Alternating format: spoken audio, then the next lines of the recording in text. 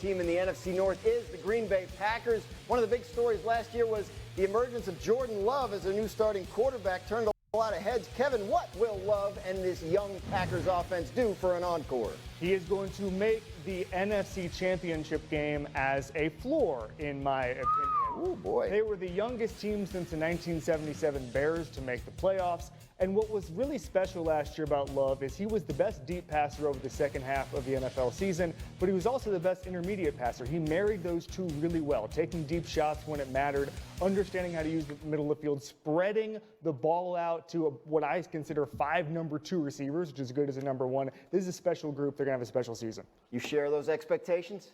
I do, and I would just layer on Jordan Morgan, first-round pick, who could, I think, start at left tackle. David Bakhtiari, last couple of years, we know he's been hurt. That has not been a strength.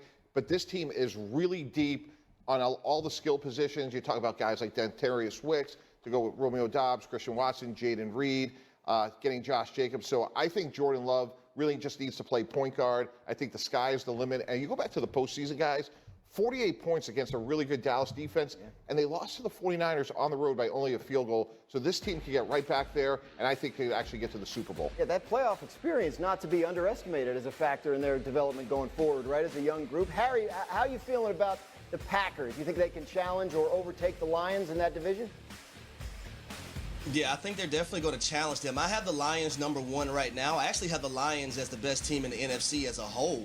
But when you look at Green Bay, I think what's going to be pivotal for them is now defensive coordinator Jeff Hafley, and where can he take that defense and putting guys in the proper positions to be successful. Kind of like we seen Jim Schwartz last season with the Cleveland Browns. Can Jeff Hafley come in as a DC and make a difference for that defense? Because if he can, I should say, then the Green Bay Packers are going to have a solid season. Yeah, I feel like it's been a few years in a row now where the Packers thought they were going to be better on defense than they turned out to be. You picking the Packers in the division? Absolutely. Teams don't age in years, they age in games. And we saw a team mature in front of our eyes last year over the course of the second half. That defense is one of the most athletic in the entire NFL. Now with the new DC, it's going to all come together. I think this is a really good team. Harry picked the Lions. Kevin picks the Packers. Break the tie. Who's winning? I'm going to go with Mr. Clark. All right. 2 for the Packers. We will find. Okay, so as you guys know, I'm incredibly excited about the NFC North and just the NFC as a whole. This whole idea, it's so funny. People who are like big Chiefs fans or whatever, they all love to just parrot the nonsense that the NFC is weak and that the AFC is just this like dominant powerhouse and they're so good and the NFC has no one. And it's like, what are we talking about here? These teams are insane, especially this season. So I think it's going to be an absolute dogfight. I really do. I think it's going to be amazing. I think it's just going to be can't miss TV when you're talking about the Packers and the Lions and the 49ers and the Eagles. To me, those are the top 4 teams right now in the NFC. And are better than most of the teams in the AFC. So I think there's going to be some question marks around all these teams that I just mentioned. Can the Packers continue to grow and evolve? Which, to be very clear, I think they will. I think the Lions, I know a lot of Packers fans are going to be like, no, don't say good things about the Lions. But the truth is the Lions are also going to be a great team as well. They made some major steps, especially defensively as well. And their offense is going to continue to be firing at all cylinders. There's no reason to believe it won't.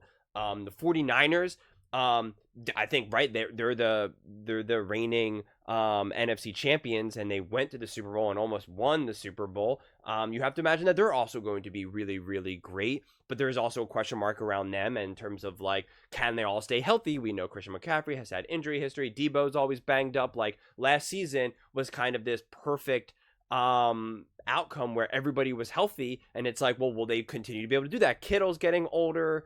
They have a new defensive coordinator. Like, there's genuine question marks. What's going on with Ayuk? Is he going to be traded? Is he not? There's talk about maybe trading Debo and keeping Ayuk. Like, there's just a little bit more question marks surrounding that. And then you have the Eagles. The Eagles went to the Super Bowl in 22, and then they even started off the last season pretty hot, but then they kind of fell apart. And it's like, okay, well, they got new coordinators. They got Saquon Barkley. They lost Jason Kelsey. Like, what are the question marks around them? Can they kind of come back to form? I believe they will as well. But again, still also question marks. And to me, one of the teams with the least question marks is going to be the Packers, right? Like that leads me to believe that the Packers, like if you had to choose who are you going to pick, to me the Packers have the least question marks. So that's why like you can easily put them at the highest. Because like I said, the Lions do have those question marks around defense. Their defense was not good. But again, I do think that they made legitimate moves to improve that, but it is still a genuine question mark. Also, has Dan Campbell learned and evolved as a head coach, right? Like he made some serious mistakes last season. Will he continue to make those mistakes or will he learn from them? And so to me with the Packers, their whole thing is just them maturing and just getting more and more comfortable and Jordan Love evolving. I guess technically the question mark is like, will Jordan Love continue to evolve as a quarterback, or was he just like hot for the last 10 plus games last season?